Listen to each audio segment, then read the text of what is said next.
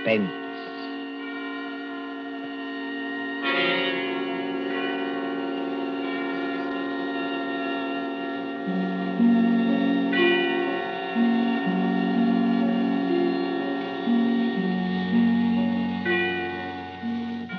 The hushed voice and the prowling step in the dead of night.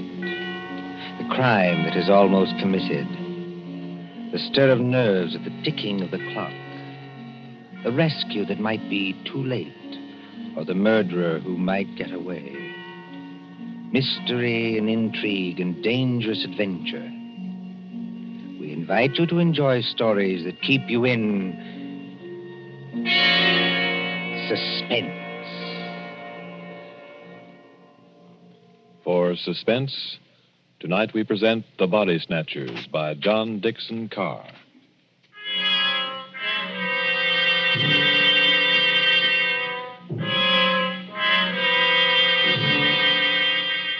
Beware of the body snatcher who prowls after dark. Beware of the graves he robs. Beware of the murders he commits to provide new corpses for the doctors. Up to the year 1832, the body snatchers terrorized England. According to the law, only 4 bodies a year could legally be supplied to the surgeons for anatomical study.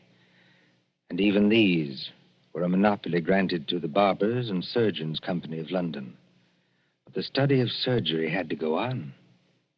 In hundreds of medical schools all over England, perfectly reputable doctors were compelled to buy bodies and ask no questions. In 1828, burst the scandal of Burke and Hare, who found grave robbing too slow and murdered 16 persons in order to supply Dr. Knox of Edinburgh. And so, out of basic good purpose, sprang the evil of the body snatcher.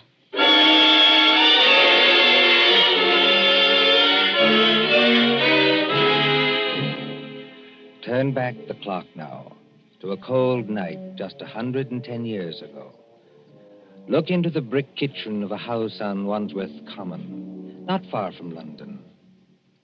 There, in the light of a tallow dip, sits old Mother Slade in her draggled bonnet. What's a keeping 'em? 2 hours. 2 mortal hours by the Dutch clock.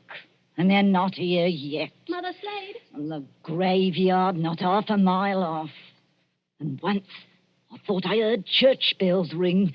And once... Mother Slade, did you call? No, my girl, I did not call. But I thought I And heard... what are you doing up at this hour, my girl? I was only locking up, Mother Slade. Ain't it enough to have taken you over from a good-for-nothing mother not worth the gunpowder to blow her up?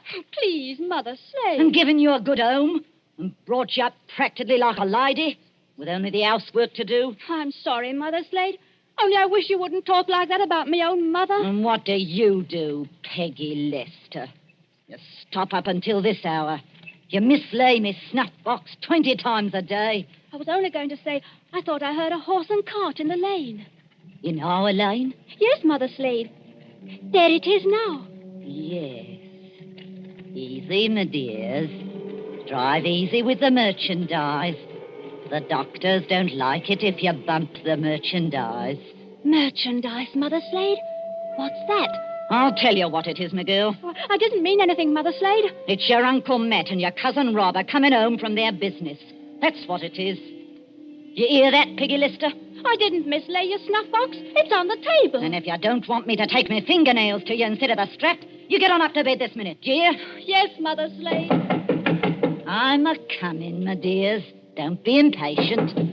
I'm a-coming. Nasty dim light this candle gives. Oh, old Mother Slater's got the rheumatics so cruel she can hardly move. Just pull back the bar, open the door. Well, Matt, did you get it? Did we get it? Strike me blind, but that's a good one, ain't it, Rob? Stir the gab, can't you? Get inside and close the door. They ain't after you. Ain't they? Can't you hear anything? I thought I heard church bells. More like a perishing funeral bell, if you asks me. Take it easy, Rob. Take it easy. We've shaken them off. Have we? I wish I was as certain as some people. The spades and sack is still in the cart. Let 'em stay. Who's a-coming to find 'em? Then you didn't get it after all, you thick-skull pair of... Now, don't you start a-blaming us. Now, you shut your potato trap, Mother Slade, or Matt'll make you shut it. What happened? I'll tell you what happened. We was too quick, that's what. The girl was only buried this afternoon. The sooner the better, my dear. What's the good of the merchandise if it ain't fresh, eh? You hold your noise and listen. We left the horse and cart outside, like we always do. We creeps up to the lich gate of the churchyard. Walk softly, Matt. Walk softly, Rob, in your oily beaver hats and neckcloths, under the starlight and the white frosted elms. Take care of the graves, too. Spring guns may be set in some of them to protect the dead from marauders. And if the coffin is one of those new iron ones, all your labor will be in vain. Open the gates softly. Don't make such a bloody row with them shovels. I can't help it. I'm loaded down with all this stuff. Oh, and who'll do all the work when we do get there? I will. Matt, Aye? listen. I can't hear nothing except your teeth a-chattering. Matt, there's other people besides us in this here churchyard. Aye, 200 or 300 deaders. But they won't bother us. I means living people. Don't talk soft. Somebody's got a dark lantern. I seen it flash past the gravestones. Oh? Where? Can't you see it now? It's a-coming straight toward us. Yes, I see him. Come on. They've seen us, Matt.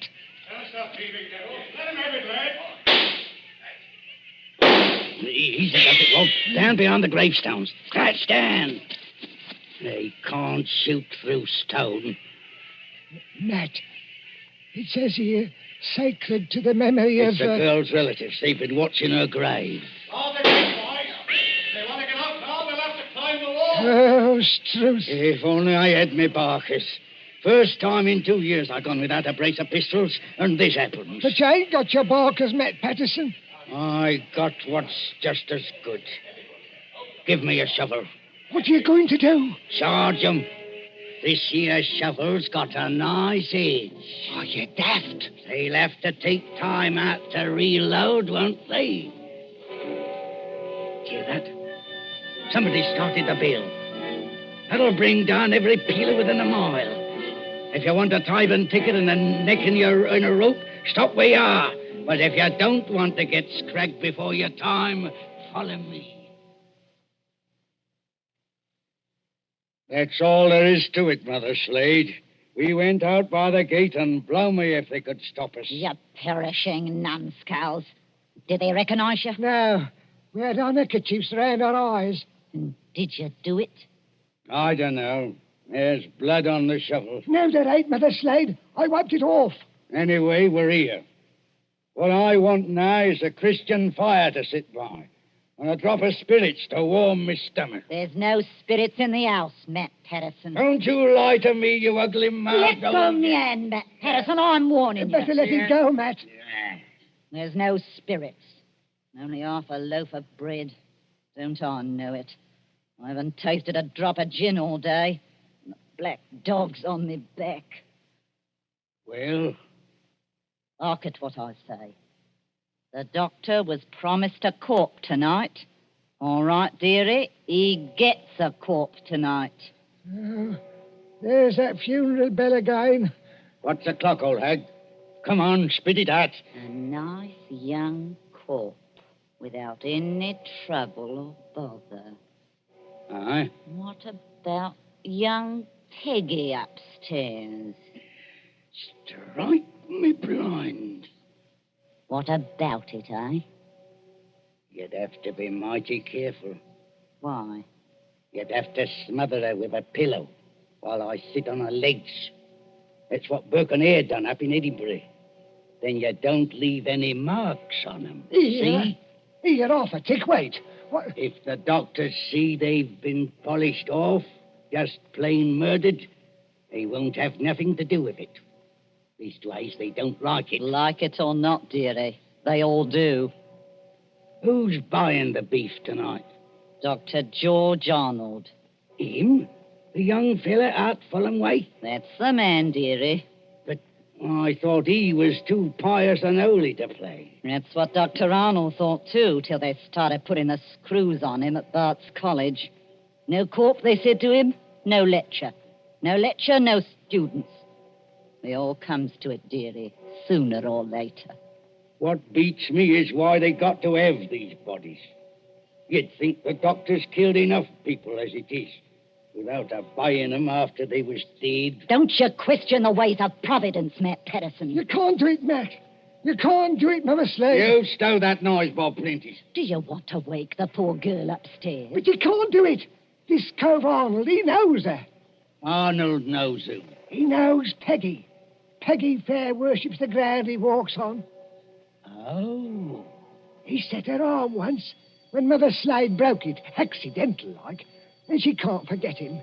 What's Arnold going to think when he opens up the sack and he finds What his... can Arnold do?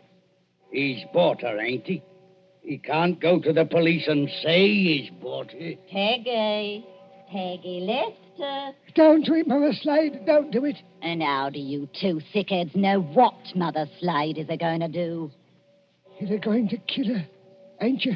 Peggy. Peggy Lester. I thought I heard her moving about upstairs. You did, Mr. Milk and Water. She's on the stairs now. Rob, you're the least to be depended on. Go out and fetch in the sack. Don't do it. It'll bring us all bad luck. Matt, you're a lad after me own heart. You stop where you are and do just as I tell you. Trim the candle. Let's have it all nice and snug. What'll she bring, do you think? Huh? 15 guineas. Maybe 20. Maybe more. 20 guineas? Strike me blind. But this is a way of doing business that I like. Listen. Did you call me Mother Slade? That's right, my ducky. That's right, my little pet. Put your wrapper round you and your slippers to keep your feet warm and come right down here to Mother Slade. I'm coming, Mother Slade. I'm coming.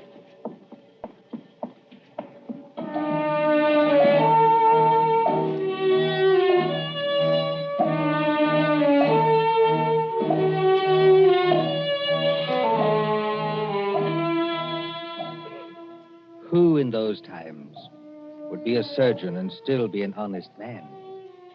At that drugged hour of the night, look into the sitting room of a spacious house. Many candles are still alight there, though they have burned down nearly to their silver sockets. There is Chinese paper on the walls and a Turkey carpet underfoot.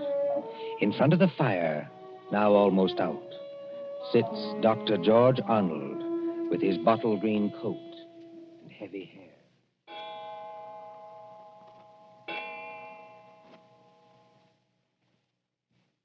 Dr. Arnold, sir. I beg your pardon, Mrs. Tancred. Dr. Arnold, sir. It's gone 2 o'clock. Yes, so it has. You've got a lecture to deliver tomorrow, and you'll be all worn out. Why don't you go on up to bed? Mrs. Tancred. Yes, sir? You're a jewel of a housekeeper. I admire you, and I can't do without you, but would you please go away and let me alone? Sure, I'm very sorry, sir. No offense intended. Stop. I shouldn't have said that. I'm thinking too much, perhaps. And smoking too many cigars, if you'll excuse me. Why must they keep tolling that bell at East Hill Church? Why must they keep it up all night? Well, sir, Elsie says the parson told them to do it. Elsie. Wait. Who is Elsie? Dr. Arnold, sir. I know you're always up in the clouds, mooning over books and whatnot, but I did think you'd recognize the name of your own parlour maid. Oh, that Elsie. I see. Well? Elsie says it's because of the murder in the churchyard. What murder? 2 resurrection men. Body snatchers, sir.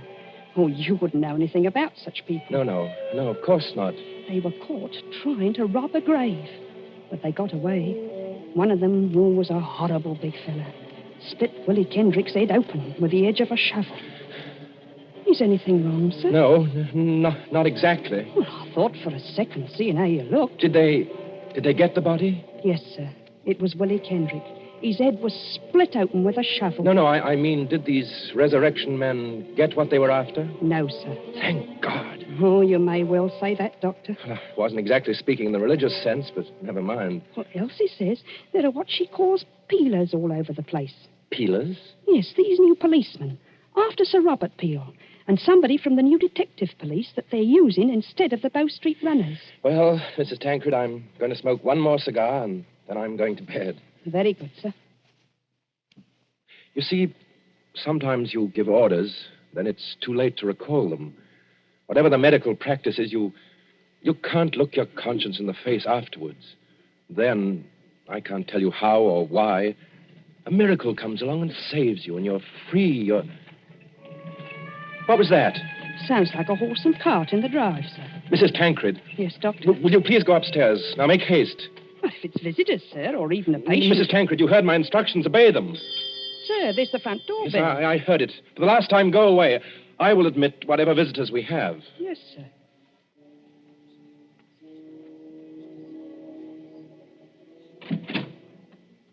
Good evening, dearie. Oh, come into the sitting room here, Mrs. Slade. La, sir. Just call me Mother Slade. You don't hardly seem natural or friendly to hear anything else. It's a pleasure to curtsy to you, Doctor. Coo, what a lovely room. I suppose... Your candles is going out, though. One by one. Poof. Then you'll be in the dark. I suppose you've come to report failure. Failure, dearie? I understand you didn't get what you went after. Bless you, dearie. We got something just as good. Finest piece of merchandise you ever saw. You haven't got it here. Bless you, dearie. Mother Slade always keeps her word. Bring the merchandise in, my dears, so the doctor can see it. Quiet, please. Oh, of course, dearie, I forgot. Thank you for that. The big fellow with the black eyebrows is Uncle Matt. The little fellow with the watery eyes is Cousin Rob. And between them, in that sack, they're carrying... Well, who is it in the sack? 19-year-old girl, dearie. Finest anatomical specimen you ever saw. Merciful Where do you heavens. want this here thing dumped, Governor? Easy now, Matt. Why did you bring it here? That's where you told us to bring it, dearie. I mean, why did you bring it to the front door? Why not to the surgery? Only place in the house where there was lights, Governor. Hurry up now. Where do you want it? Well, take it Yes, dearie? over and put it in the cupboard there, where I'm pointing. This cupboard here, sir. Yes, then close the cupboard door. Shame on you two. Tracking your muddy boots over the doctor's lovely turkey carpet.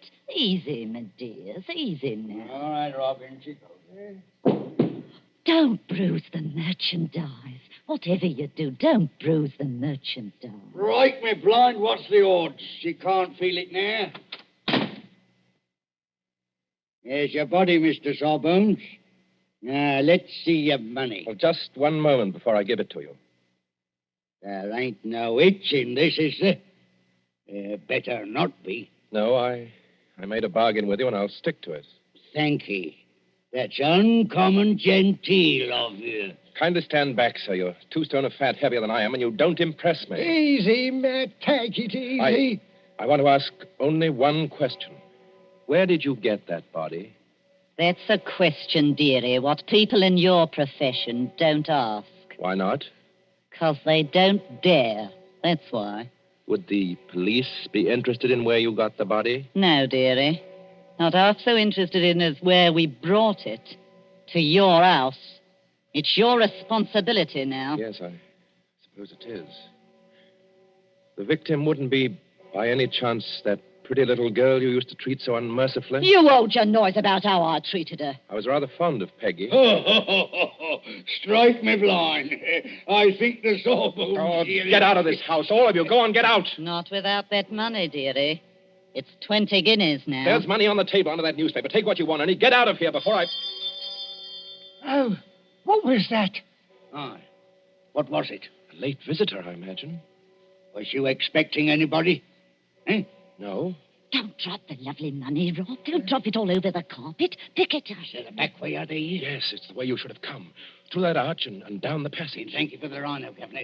And no games, mind you, if you know what's good for you. Good night, dearie. Remember, you've got the body now. Yes. I've got the body now. Poor little devil. Dr. Arnold, sir. In heaven's name, Mrs. Tancred, haven't you gone to bed yet? I had to get up, sir, to answer the bell. Yes, of course. I'm sorry. Dr. Arnold, what's the matter with you? Matter? You're as white as a ghost, and you're almost crying. Am I? Well, we must remedy that. Oh, it's so dark in here, I could barely see you sitting there. The candles going out, one after another. Nothing but smoke and an ugly smell of grease, and that cupboard door. What about that cupboard door? Oh, I always declare, sir, it won't keep shut without any latch or bolt, if you'll excuse the level. Mrs. Tancred, keep away from that cupboard. Dr. Arnold, sir. Are you ill or anything? No, but keep away from that cupboard. Who rang the bell? Oh, dear, I was almost forgetting. It's that man Elsie was talking to us about. What man? The officer of the detective police, sir. He wants to see you. Well, I'll see him, but in some other room, not here. It's as you say, there's not enough light. Not a bit of it, Doctor, not a bit of it. Never too dark, as you might say, where the police are concerned. I couldn't help it, sir. He must have followed me down the hall. Are you... That's right, Doctor. I'm Stalker at your service. Inspector Stalker. Well, how do you do, Inspector? Mrs. Tancred, you may go. By your leave, sir. I'll just get some more candles and put them in that bracket by the cupboard. It's not in use. No, you needn't trouble. It's no trouble, sir. Excuse me.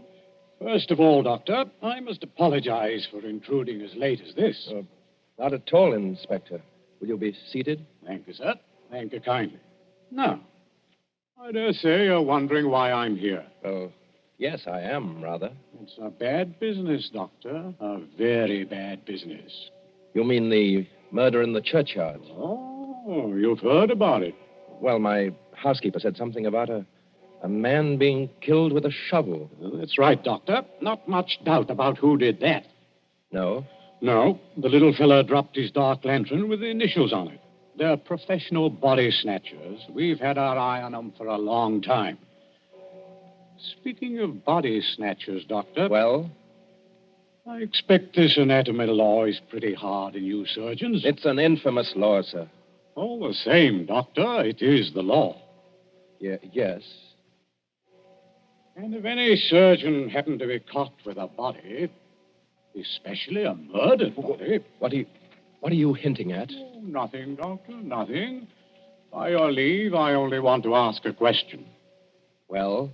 What time did your friends leave? Now, come, Doctor. As one man of the world to another, do you see any green in my eye? You are not going to say you had no guests when their horse and cart are still at your front door. They didn't get away. No, Doctor, they didn't. They made a little reception committee as they left by the back door. Darbies on the wrists. Snap. Just as I might reach out and touch your wrist. Like this. What do you mean by darbies? Handcuffs. I've got a pair in my pocket. Gags into their mouths. That's to keep them from biting. Look, do we have to go on with this? You already seem to know everything I could tell you. Not exactly everything. I don't know, for instance, where you've hidden the girl's body. You're a very diligent man, Inspector Stalker. Thank you, sir. I try to do my duty. You said a girl? These gin-muddled degenerates have been watched every second since they left East Hill Churchyard. They hadn't a body then, but they brought one here. And there's only one other person who lives in the same house with them. Dr. Arnold, sir. Mrs. Tancred, listen to me. Yes, sir. Must you always break in with the most completely ill-timed entrances at all the worst period of my life? I was only trying to be helpful, sir. That's right, madam. Always be helpful. You had to have some light. Here's the candles, sir. 5 of them, in a big candelabrum. We can hang them in the bracket. Ma'am, hold up that light. Hold it high. Really, sir? I'm not in the habit of being spoken to as Hold it high, I tell you. Do as the inspector tells you, Mrs. Tancred. This is a very fine carpet you've got here, Doctor. Yes, others have admired it tonight. But it oughtn't to have footprints on it. Muddy footprints. Footprints leading from the door, past the sofa, past the hearth, over To that cupboard. Quite correct. I think that's done it, Dr. Arnold. I think it has, Inspector Stalker. We couldn't have proved anything against you for that churchyard business, but this... Let me open Bluebeard's cupboard, Inspector. Let me be the first to show you what's inside. You wanted a certain body. It appears you've come to the right place. Now, look. Lord Almighty. I'm the body, Mr. Police. Standing up, I'm very much alive. And I'm wearing a nice new dress that the doctor gave me. That I gave you. Don't say anything. Please don't say anything. Stop a bit, miss. Aren't you Peggy Lester? Yes. Just because the doctor has to be so terribly respectable and a girl who's fond of him has to come here in secret. Wait a minute, everybody. Peggy Lester, you're lying. I am not lying. So that's it. Why didn't I guess it? It's the oldest body snatcher's trick in the world. Is it? Of course, the old pinch penny like Mother Slade couldn't sacrifice a good household drudge. Of course they brought the body here, instead of taking it to the surgery, where it might get locked up. Could you be persuaded, Inspector, to tell us just what you're talking about? The body snatcher, sir. Well, what about them? They take a living accomplice and put him into a sack and sell him to a green doctor as a dead man. Yes, but see here, They get the best price they can. Then in the middle of the night, that accomplice gets up and robs the doctor's house. And the doctor can't tell us because he's bought illegal goods. I never intended to go through with it. No, young woman? I tell you, I wasn't going to rob the house. They made me do this. I was going to tell Dr. Arnold. When I found out where they were taking me, I pretended to go through with it so I could warn the doctor. They can hurt so much, you'll agree to almost anything. Oh, that sounds like the truth, but it puts me in a funny position and no mistake. well, your three murderers, Inspector, seem to be leaving. Yes, they're leaving right enough. Trussed up like fowls and under guard. Does anybody go with them? Well, how can anybody go with them? I'm willing to believe this girl acted under threats. She's committed no crime. And I don't for the life of me see how we can touch you. Can't touch me? No, sir. And confound you for making me lose a night's sleep. There's no body. You didn't even buy a body. Will you tell me, Doctor, just what crime you've committed?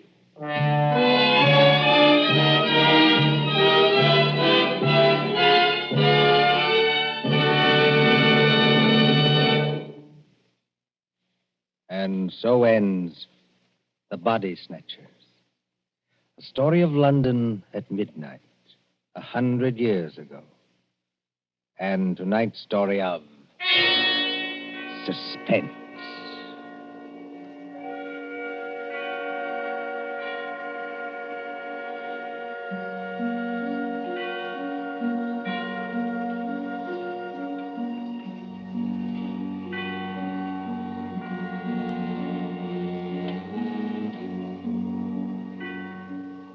Columbia presents these tales of mystery and intrigue and dangerous adventure for your relaxation and enjoyment.